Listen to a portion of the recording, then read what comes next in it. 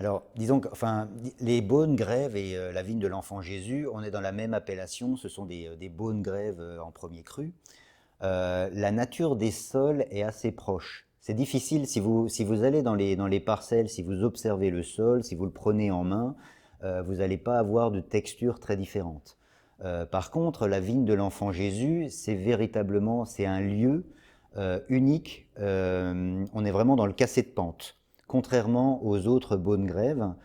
Donc on est vraiment dans le cœur de l'appellation. C'est la situation des grands crus, comme le Montrachet, juste dans ce cassé de pente, ce qui permet d'avoir une excellente exposition solaire, et en même temps un côté un petit peu plus drainant, et avec suffisamment de profondeur. Et juste l'Enfant Jésus, ce sont des sols donc graveleux, limoneux, assez sableux. Ce sont des sols qui se travaillent très bien. C'est très facile de repénétrer de nouveau dans les vignes après une pluie. Et c'est ça qui va donner vraiment ce caractère unique. Les Beaunes Grèves, on est un petit peu plus sur le coteau, on est plus proche de la roche. C'est des expositions solaires qui sont plus intenses et des maturités qui vont venir un petit peu plus précocement que sur la vigne de l'Enfant Jésus.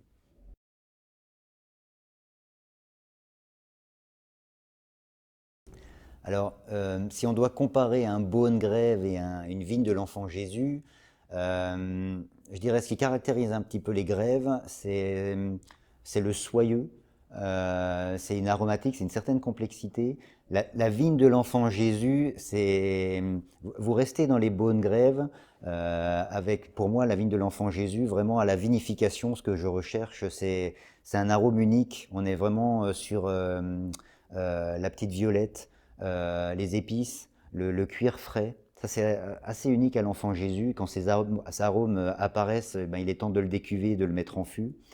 Et en même temps, c'est une texture en bouche. Vous avez des tanins qui sont présents, mais vraiment une texture qui est très soyeuse, avec une très grande complexité, beaucoup plus de longueur en bouche. Un Beaune Grève, il y aura ces textures, mais il sera un petit peu plus court et il y aura moins cette complexité.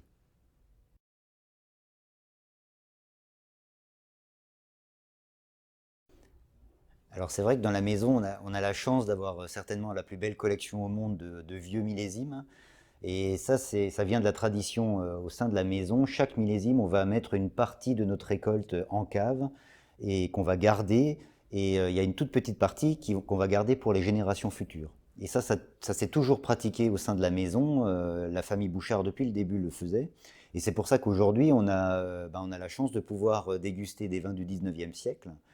Et la vigne de l'Enfant Jésus, ben là, on a certainement une vision très claire jusqu'en 1865. Ça, ce sont les premiers millésimes qu'on a encore en cave. Moi, un de mes plus beaux souvenirs de dégustation, j'ai deux émotions dans ma vie. L'Enfant Jésus 1891 et puis l'Enfant Jésus 1949. Euh, c'est vraiment cette collection, ces vieux vins, pour nous, c'est comme une bibliothèque, parce que ça nous permet vraiment de mieux comprendre le terroir, son potentiel de vieillissement, qu'est-ce qu'on recherchait dans le temps, comment on exprimait ces vins. Et ça, c'est vraiment une source d'information qui est unique. On a les notes de dégustation des vinificateurs, des vignerons qui ont fait le vin. On sait la météo qui s'est passée, donc on peut vraiment bien comprendre le style de ces vins.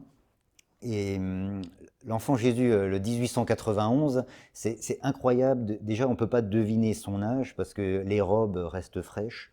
Et c'est surtout ce nez, cette puissance aromatique. On reste vraiment sur un petit peu le sous-bois, des notes de tabac et toujours ces épices, le cuir frais qui est vraiment, vraiment typique de l'Enfant Jésus. Et ce velouté, ce toucher de bouche qui est assez unique, ce côté un peu assez chaleureux qui enveloppe, et vraiment cette longueur avec ces notes de menthol qui est extraordinaire.